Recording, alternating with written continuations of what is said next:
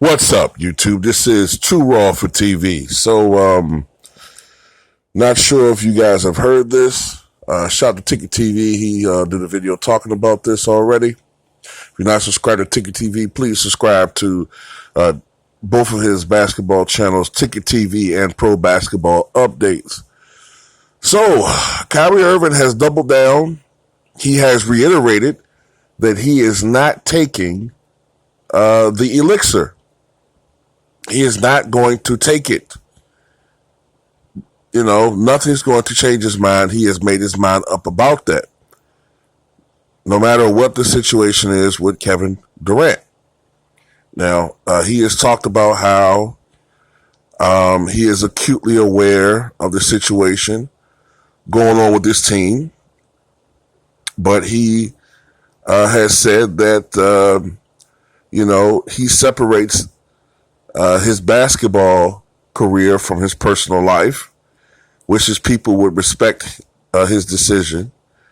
But he is steadfast in that he is not going to take that Elixir. And, there was some speculation, I think a couple of months ago, that he'd be willing to take an alternative variation of the Elixir, but apparently that is not the case. He's not going to take it. Now, I don't know about the angle where the owners will be willing to pay a fine for. I don't know about that. All I know is that for the time being, this relegates Kyrie Irving to being a part-time player.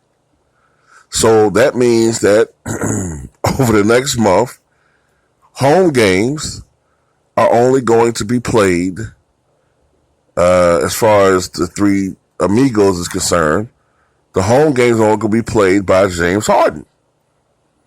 And poof, all of a sudden, with this little bit of adversity, you hear James Harden in the news about him being willing to be traded, the Sixers, and, whether or not they would trade for him, and of course, that would make sense because Daryl Morey is with Philly.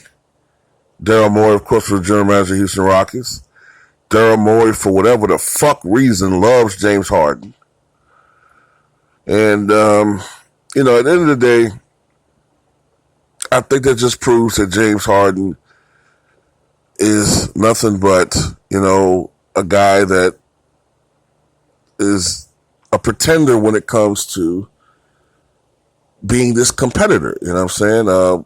Any type of adversity, he runs. Any type of situation where he doesn't get his way or things. Matter of fact, that's a pattern with this motherfucker, isn't it? When the Houston Rockets organization stopped kissing his ass, stopped treating him like he was a co-owner of the team, and treating him more like a player, the first thing he did was sabotage, his way to a trade. Now, when everything isn't going well for him, what does he do? Things haven't worked out for him the first 2 seasons. It hasn't been this magic carpet ride to a fucking NBA Finals. Now what he does, of course, is mentally quit on the team.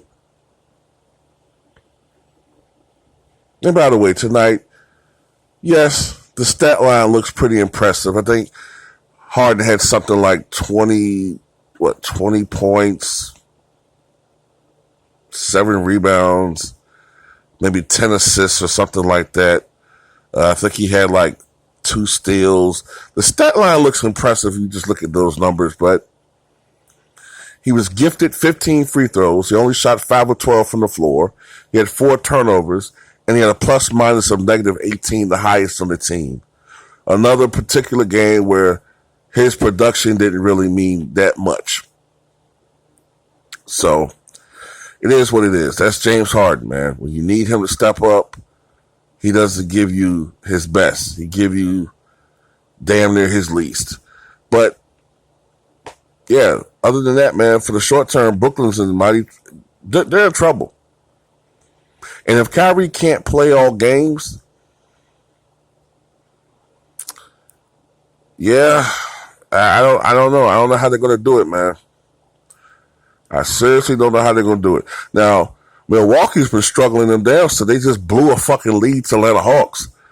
But I think with Milwaukee, I think the problem with them is that they're kind of bored. I think now they want a championship. Their years of trying to get the best record that's not what motivating them right now. I think they have the same problem a lot of championship teams have, where they're kind of coasting through the season. But I think when the playoffs start, I think we'll see the Milwaukee Bucks play like that championship level team that we know they're capable of playing. That's what I'm starting to think with the Buck team. Not to give them an excuse, but I think that's partially why they're so uneven this year when it comes to their play. When they play the upper echelon teams, you see a championship level team. When they play these lower teams, sometimes they look inconsistent. But that's all I got to say now, man. Tell me what you guys think.